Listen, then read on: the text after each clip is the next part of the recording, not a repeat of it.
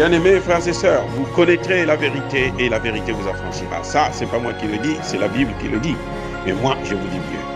Vous connaîtrez la vérité historique, notamment celle de vos ancêtres kémites, et vous aurez une vision globale de ce que c'est que la vraie souveraineté politique. J'ajoute, vous reviendrez à la spiritualité africaine ancestrale et vous comprendrez les enjeux de l'indépendance économique. Et pour terminer, vous accepterez votre identité culturelle kémite et vous obtiendrez deux choses. La première, c'est la paix. La seconde, c'est le développement, à une condition. L'unité de toute l'Afrique noire, l'unité de tous les Noirs du monde entier. Otep à tous, bienvenue sur la chaîne des panafricanistes par essence, par conviction et par excellence. Celle des citoyens kémites par nécessité et obligation de combat. Nous sommes une chaîne qui n'est guidée que par nos ancêtres et rien que par les ancêtres qui appartiennent à l'égrégore du monde noir. Par conséquent, nous ne croyons en aucun Dieu venu de l'étranger. Toutefois, cette vidéo n'est aucunement destinée à inciter à la haine ou à la violence, car nous menons un combat qui est d'abord et avant tout spirituel, intellectuel et démocratique. Ensuite, il est politique, géopolitique et géostratégique, contre l'impérialisme, le colonialisme, le néocolonialisme et l'endocolonat, qui sont tous qualifiés de crimes contre l'humanité. Nous menons ce combat sur la base du principe fondamental que nous avons hérité de nos ancêtres kémites, qui est celui de la Mahat, c'est-à-dire solidarité, vérité et justice. Vous êtes donc en droit de connaître la vérité et nous avons l'obligation de vous dire la vérité, rien que la vérité, afin que justice soit rendue au continent africain. Et ça, c'est notre modeste contribution dans cette noble lutte en faveur de la souveraineté, la dignité, la solidarité et l'unité africaine. C'est exactement ça que nous appelons le panafricanisme. Bien-aimés frères et sœurs, à quoi joue Moussa Faki Mahamat? Moussa Faki, le président de la commission de l'Union africaine, aujourd'hui s'est permis de critiquer la France-Afrique. J'allais dire, en fait, pas ce qui s'est permis. Bon, c'est une bonne chose. Il a critiqué la France-Afrique. Il a frappé sur l'esclavage et la colonisation, en précisant que c'est l'esclavage et la colonisation qui sont à l'origine de nos malheurs d'aujourd'hui. Mais il a aussi critiqué nos dirigeants, qui sont les premiers responsables, qui ne prennent pas leurs responsabilités. Bref, Moussa Faki veut devenir un panafricaniste. Moussa Faki reconnaît que le panafricanisme d'aujourd'hui n'est pas comme le panafricanisme d'hier, celui des créateurs même, des pères de l'indépendance africaine. Oui, c'est vrai. Mais ça, il parle au niveau des dirigeants.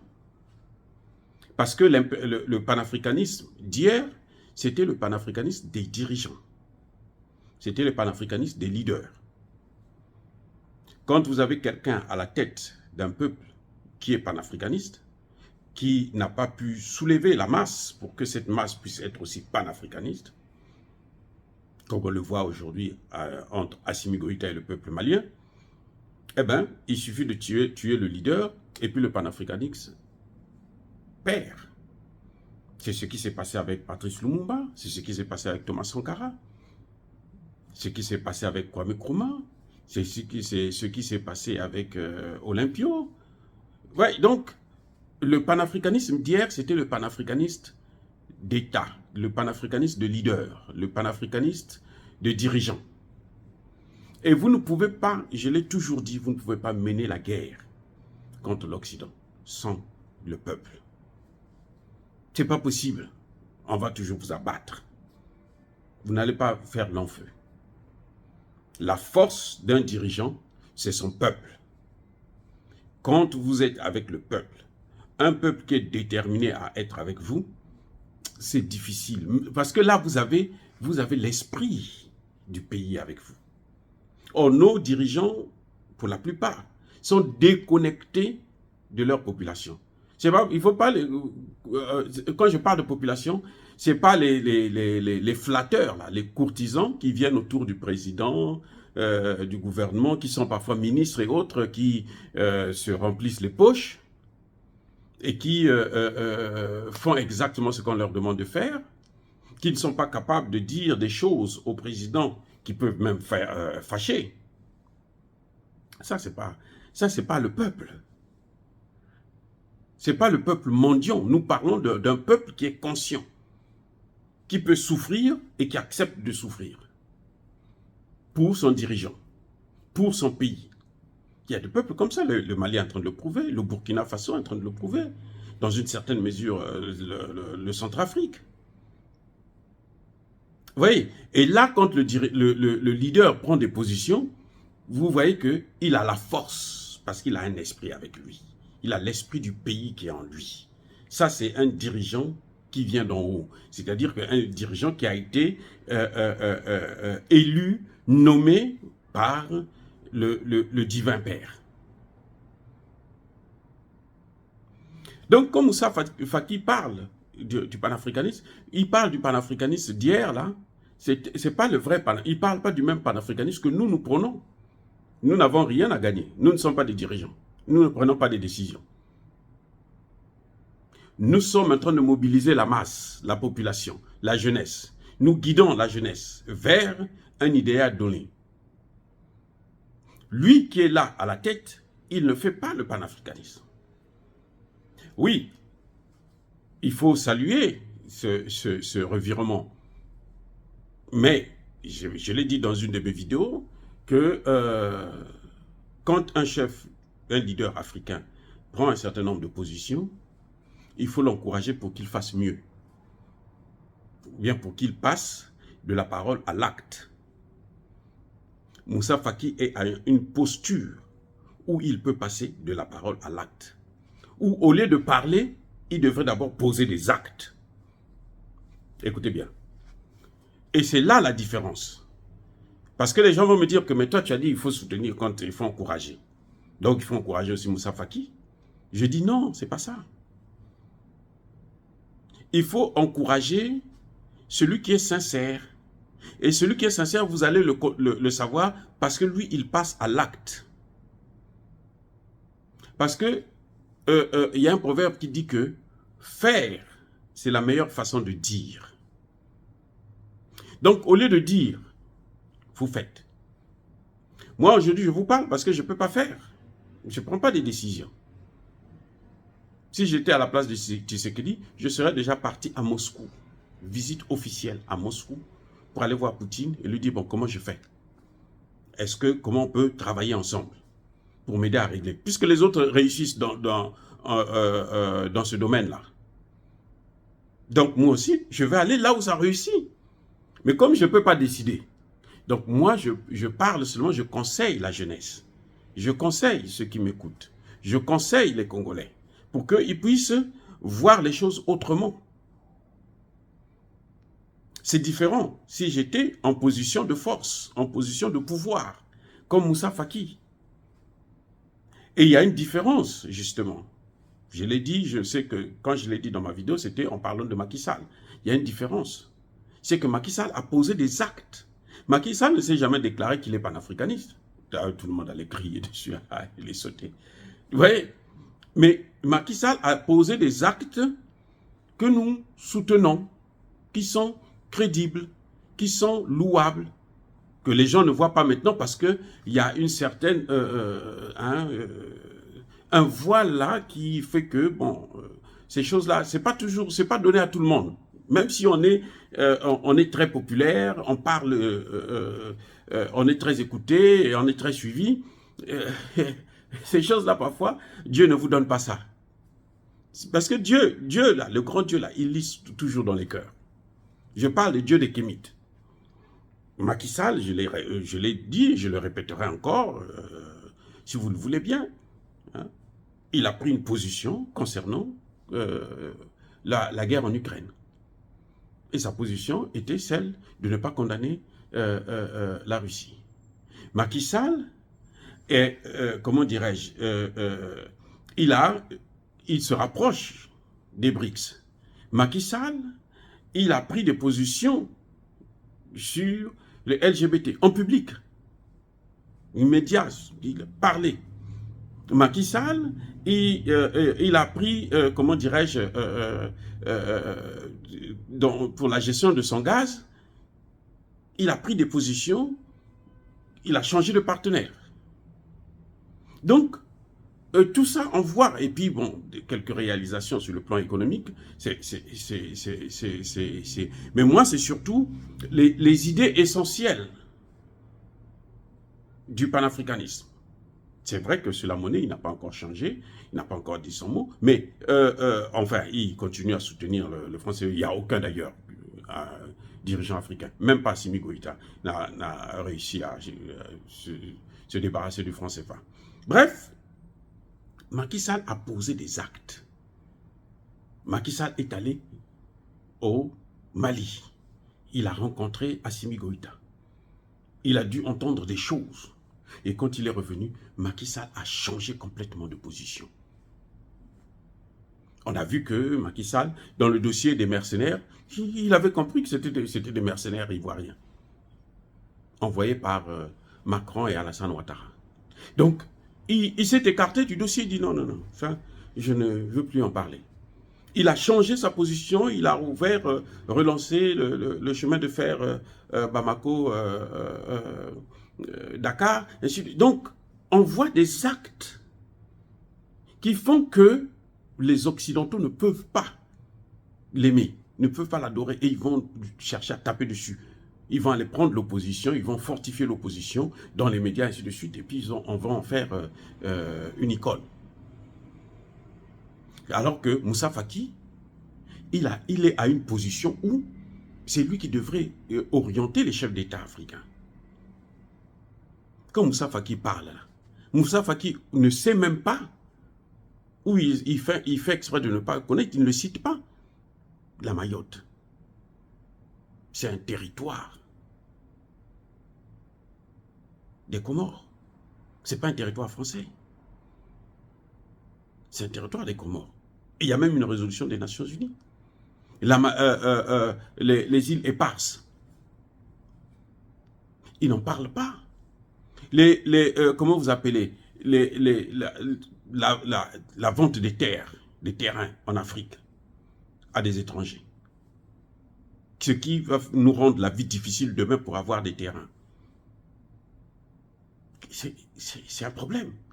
En ce moment, nous sommes en position, c'est nos terres. Mais quand nous serons en position de force, eux, ils seront déjà assis, ils auraient déjà occupé les centres-villes africains. Ça appartient maintenant aux Arabes, aux Français, Américains, ainsi de suite. Ce sont eux qui achètent tout. Ça, c'est Macky Sall qui devrait soulever ce problème au niveau de l'Union africaine parce qu'il a une voix qui porte sur tout l'ensemble du territoire. Madagascar l'a fait. À Madagascar, si tu es étranger, tu ne peux pas acheter les terrains. Madagascar. À Madagascar, là. Est-ce que le ciel est tombé? Parce que si vous vendez maintenant que vous êtes pauvre, même si demain vous êtes riche, vous n'allez plus avoir ça. Parce que eux, là, qui se seront enrichis, qui auront occupé, ils vont vous vendre ça tellement cher que vous ne pourrez pas récupérer ça. Ou bien ils vont vous faire la guerre comme, vous voyez, l'Afrique du Sud. Donc Moussa Faki, vous voyez bien que là, il n'est pas sincère. Puisqu'il a l'opportunité de passer de la parole à l'acte. Ou de commencer par l'acte, après venir par la parole. Ce que vous voyez avec Moussa Faki, c'est parce que Moussa Faki, lorsqu'il est allé au dialogue national, il a critiqué Kaka Déby, ça n'a pas marché. Même l'opposition tchadienne ne veut pas de lui. Même les rebelles, ils n'en veulent pas. Les seuls qui veulent de lui, ce sont les Français qui lui ont promis qu'il va prendre le pouvoir. Et lui, maintenant, il donne tout. Il prend l'Afrique, il vend. Et il ouvre, il descend la culotte. Et c'est ça le problème. Il n'y a pas de sincérité. Maintenant, voyons qu'il a échoué par cette voie-là. Et il voit que Kaka Déby a renouvelé le mandat. Entre-temps, quand il a quitté le dialogue, il est allé c'est là qu'à l'Union africaine, il a fait venir Israël comme observateur. Il a fait venir Israël comme observateur. Et alors qu'il n'a pas le droit de le faire. Il l'a fait venir. Et on a chassé Israël. Israël s'est attaqué à certains pays comme l'Algérie, l'Afrique du Sud. À cause de lui, de ses erreurs à lui. Vous voyez? Donc, et qu'est-ce que Kaka Déby a fait? Kaka Déby l'a doublé. Il est allé maintenant en Israël relancer les relations entre le Tchad et Israël. Là aussi, il a échoué. Kaka Déby s'entend bien avec les Français et avec les Américains. Les Américains veulent chasser les Français essaient de résister. Bon, jusqu'à quand? On ne sait pas encore. Il est en train de jouer entre les deux parce qu'il n'a pas le soutien de la population, puisqu'il n'est pas panafricaniste comme son père. Il n'a pas le soutien de la population. Donc lui se dit, je veux en profiter sur cette faille-là. Il sait que l'opposition, l'opposant Succès Masra n'est pas panafricaniste. C'est un progressiste. Donc, il se dit, moi je veux me positionner comme un panafricaniste. Nous allons reprendre le combat du panafricanisme de l'ancien temps. Le panafricanisme de l'ancien temps, là, c'est dépassé. Aujourd'hui, le panafricanisme, c'est le panafricanisme des masses, des peuples. C'est pour ça que les Français n'arrivent pas à combattre ce panafricanisme. Vous allez tuer combien de panafricanistes? Vous avez un pays comme le Mali, il faut tuer toute la population, ou la moitié de la population, puisqu'ils sont conscients maintenant de leur souveraineté. Vous voyez le problème? C'est vrai, Moussa Faki vient, il critique les Nations Unies, il critique les missions. Il a même parlé de Thessalite, je crois, je ne sais pas, au nord du Mali, quand il était ministre des Affaires étrangères. Il est allé là-bas, et malgré la présence des Nations Unies, et 10 ans après, il y a toujours le terrorisme. Mais pourquoi il n'avait pas dit ça avant? Il ne savait pas, quand il prenait des sanctions contre Assimi Goïta, il ne savait pas ça. C'est maintenant qu'il sait ça. Où il y a des Maliens qui sont morts, qui continuent à mourir. Pourquoi il n'a pas critiqué le rapport des Nations Unies, des indépendantistes, des experts indépendants des Nations Unies, qui sont des faux experts, qui ne connaissent même pas leur travail, qui ne connaissent même pas le droit. Je serais même surpris qu'on me dise que ce sont des juristes. Parce que des juristes ne mènent pas des enquêtes à distance.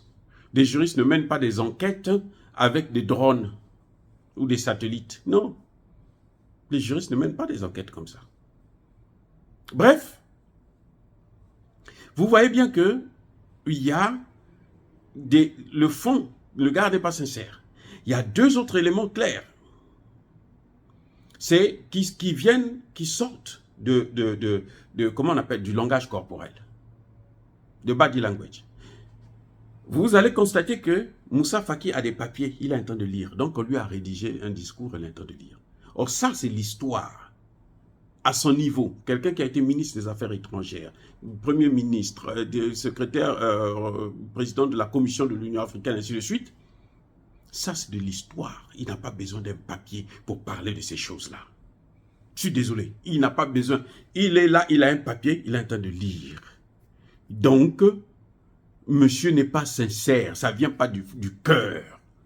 Quand ça vient du cœur, là, ces choses-là, tu n'as plus besoin de lire ça. Vous avez entendu Moussa Faki parler du CFA, il a critiqué le CFA? Non, il n'a pas critiqué le CFA.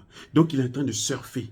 Il se dit qu'il va chercher à embrouiller les Africains en se faisant panafricaniste, en se déclarant. Tu ne te déclares pas panafricaniste, c'est les gens qui doivent constater que toi tu es panafricaniste.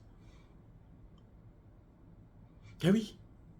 Et quand vous écoutez bien Moussa Faki parler, il a un micro. Vous avez l'impression qu'il baisse la voix. Il veut pas vraiment qu'on entende. Parce que ce n'est pas sincère, ça ne vient pas du cœur. C'est ça le body language. Vous sentez que le gars là, c'est un escroc, mais alors, s'il arrive au pouvoir, il fera pire que Kaka Déby, il fera pire que tous les présidents tchadiens. Parce que déjà, il sera fâché, puisque les Tchadiens ne lui font pas confiance. Et il va donc les massacrer comme Alassane Ouattara est en train de faire. Il va se venger contre un peuple. Il n'est pas sincère. Il n'est pas sincère. il a un papier et vous sentez que c'est comme si il avait peur de parler. Sa voix ne sort pas comme naturellement. Parce qu'il a quelque chose qu'il cache. Parce que son message, en fait, son vrai message, c'est pas celui-là. Parce qu'il est en train de parler à contre-cœur. Donc, ce n'est pas un panafricaniste. Il faut faire très attention quand vous écoutez des gens, surtout nos leaders politiques. Il faut tout suivre. Regardez les conditions, les circonstances, comment il est en train de... Vous voyez que c'est quelqu'un qui est avide du pouvoir. Il se dit, il faut que je me positionne en tant que panafricaniste pour avoir la confiance des Tchadiens, de la jeunesse tchadienne, qui est actuellement désœuvrée. Elle ne sait pas où aller, elle est à la croisée de chemin, puisque tous les leaders tchadiens, ils sont vraiment... il n'y a pas un qui se démarque comme étant un vrai panafricaniste que les gens vont suivre. Succès Masra, c'est un démocrate. Il veut la démocratie des Occidentaux. Ce qui permet les ingérences, ce qui permet les troubles, les guerres, les ceci. C'est tout ce qu'il veut, lui. Donc il se dit que non, si on part à la démocratie, moi je vais être élu. Mais il ne parle pas des bases militaires, il ne parle pas du CFA. Moussa Faki se dit, non, moi je veux venir maintenant entre les deux, je veux aller tendre vers le panafricanisme comme ça, moi je veux être le prochain. Mais ça ne se passe pas comme ça. Dire cela, c'est inciter à la haine ou à la violence, non. Non, non, non. Yabakoulé, vous devrez comprendre ces gens-là. Encore une fois, je persiste et je signe, soyez bénis, abondamment bénis par le Dieu des Kémites et par nos ancêtres angélisés. Mais que tous ceux qui persécutent le continent africain le pillent et le déstabilisent. Qu'ils soient blancs, noirs, chinois, indiens, arabes, qui qu'ils soient maudits, punis, foudroyés, neutralisés, effacés, écrasés par ce Dieu des Kémites et par nos ancêtres angélisés. Vive l'Afrique éternelle, j'ai dit et j'assume.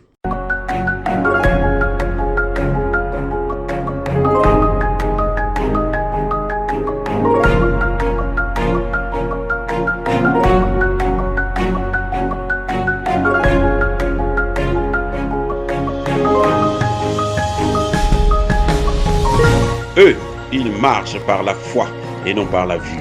Mais moi, je vous conseille vivement de marcher par la connaissance scientifique et historique, notamment celle de nos ancêtres kémites, par les 5 sens et par l'intelligence.